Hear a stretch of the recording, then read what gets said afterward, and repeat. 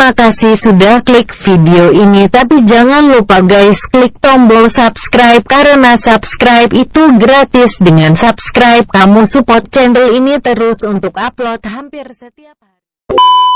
Karena kenapa orang dulu itu selain mempunyai benda-benda yang mistik ya, mungkin di video selanjutnya akan saya menjelaskan kenapa sih orang dulu tuh pada sakti sangat luar biasa. Nah, ini video selanjutnya.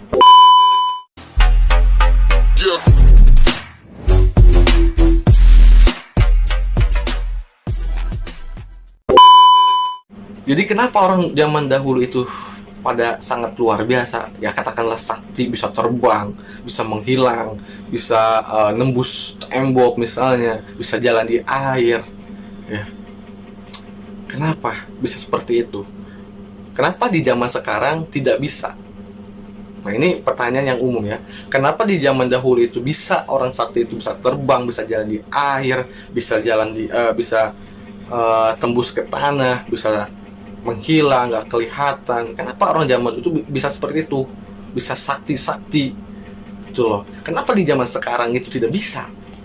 Nah ini perlu kita garis bawahi. Pertama, di zaman dahulu maksiat, nggak katakan ya maksiat itu sangat jarang, masih kecil lah, nilainya itu masih kecil. Karena kenapa? Karena di zaman dahulu itu Islamnya itu, saya balik lagi ke tadi obrolan yang tadi, Islamnya itu belum sempurna, masih tercampur dengan Hindu dan Buddha. Nah, tapi kenapa bisa disebutkan maksiatnya kecil? Karena orang Islam itu masih sedikit. Ya, memang yang menganut agama Islam itu masih sedikit, makanya maksiat itu sedikit. Tapi kalau di zaman sekarang, paham? Nah itu perbedaannya. Yang kedua, dari segi keyakinan, orang zaman dahulu itu sangat luar biasa, keyakinannya sangat luar biasa, yakin ya, yakin. Kalau udah terbentuk yakin antara pikiran, mulut dengan hati itu sama, serentak. Nah anggota tubuh itu jalan langsung. Tapi kalau misalnya kalian yakin di sini, belum yakin di sini, belum yakin di sini, nah itu belum yakin. Tapi kalau kalian udah serentak, itu sebutnya yakin. Makanya kalau orang zaman sekarang mana ada, sangat jarang gitu. Makanya zaman dahulu itu udah maksiatnya sedikit, orangnya pada yakin sangat luar biasa, nah itu bisa tembus. Nah, seperti itu. Yang ketiga itu orang zaman dahulu itu sangat jarang sekali makan makanan atau minuman yang haram. Ya, tapi kalau zaman sekarang, nah itu perbedaannya. Yang keempat, orang zaman dahulu itu berpikirnya itu bukan ke duniawi, ya, bukan duniawi. Tapi kalau zaman sekarang, nah, kenapa zaman dahulu itu tidak berpikir duniawi? Karena apa? Di zaman dahulu itu apa? Yang mereka kejar kalau dari hak duniawi. Tapi duniawi mereka dijajah oleh bangsa orang lain. Nah, itulah. Jadi mereka itu zaman dulu itu fokus bukan ke duniawi, tapi gimana caranya duniawi mereka tidak dirampas atau dijajah oleh negara lain atau wilayah lain. Makanya mereka itu bisa dikatakan sangat luar biasa keyakinannya. Ini contoh kecilnya. Bahkan kita cerita, saya punya banyak cerita tentang zaman dahulu. Ini dari narasumber yang saya percaya disebutnya, bahkan saya menyebutnya itu beliau itu guru. Ya, saya curhat-curahmi, beliau cerita ya itu guru saya. Jadi kata guru saya, zaman dahulu itu orang itu mau nggak mau harus siap. Contoh, misalnya lagi di sawah, lagi di kebun, lagi di rumah, di dalam rumah, apalagi di jalan. Nah itu kalau misalnya ada penjajah atau ada, ya pokoknya ada penjajah lah bahasanya, ada penjajah, mereka itu harus siap gitu loh. Bahkan walaupun tidak ada senjata, ya, walaupun tidak senjata. Terus apa senjata mereka untuk melawan penjajah yang memakai senjata? Apa coba kalau bukan keyakinan, kalau bukan niat, kalau bukan doa? Coba. Tapi karena di situ dia mendadak, siap mau nggak mau, siap nggak siap harus menghadapi penjajah, apapun yang ada di sekitar dia itu menjadi senjata mereka. Contoh batu, ya bisa jadi bom. Percaya nggak percaya, ya itu yang diceritakan oleh guru saya.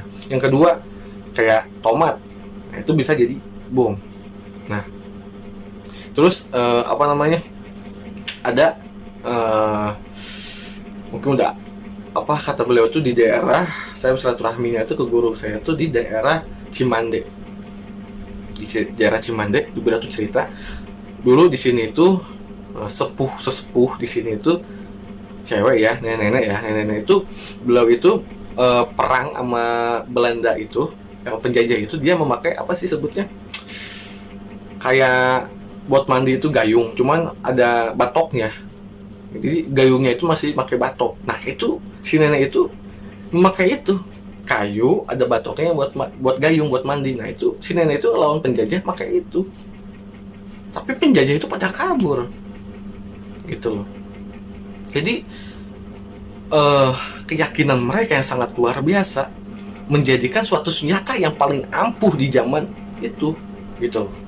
Ada yang berpuasa atau tirakat zaman dahulu untuk mempunyai suatu keilmuan, gitu loh. Ya itu gunanya itu mereka itu untuk melawan penjajah, untuk mengusir penjajah, atau di zaman kerajaan itu ya untuk sama-sama melindungi kerajaannya, gitu. Tapi kalau zaman sekarang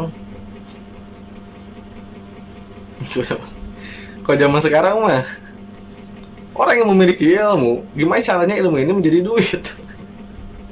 Aduh, gitu. Jadi banyak oknum ya, makanya dukunnya. Zaman dulu pun ada dukun, ada orang yang punya ilmu berkhianat, bukannya membantu kampungnya atau lokasinya atau Indonesia untuk melawan mengusir penjajah, tapi ada orang yang bersekutu, gitu. Tapi kenapa? Tapi dengan yang maha kuasa, dengan ridhonya Allah, yaitu mereka itu Belanda itu bisa diusir oleh orang Indonesia, ya.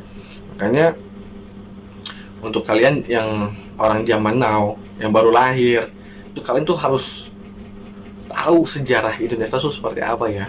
Sejarah Indonesia itu melawan penjajah seperti apa, yang penjajah pakai bedil, pakai senjata, ras panjang atau senapan atau bom, granat, yang baja. Indonesia hanya sebagian ada yang pakai bambu runcing. Itu kok bisa menang, gitu loh. Dipikirkan secara logika, pikirkan nggak masuk akal. Bambu runcing mau gini, ya, baru mau ngelempar, tembakan udah nyampe pelurunya.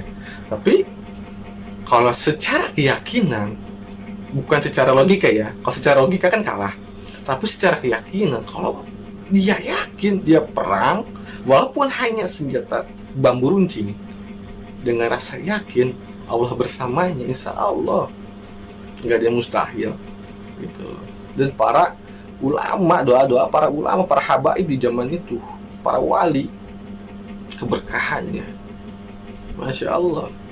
Sejarah, ngomong-ngomong sejarah panjang. Dan satu lagi, kalau ngomong sejarah pasti yang diomongkan kan wali ya, para wali Songo. Dan ini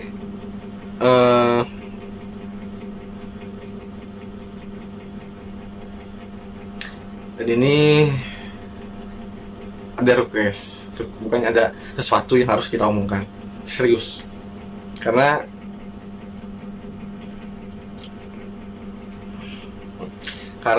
banyak orang yang beranggapan wali, ada 9 wali, yang satu wali ini ada yang beranggapan manusia itu, wali ini itu berkhianat.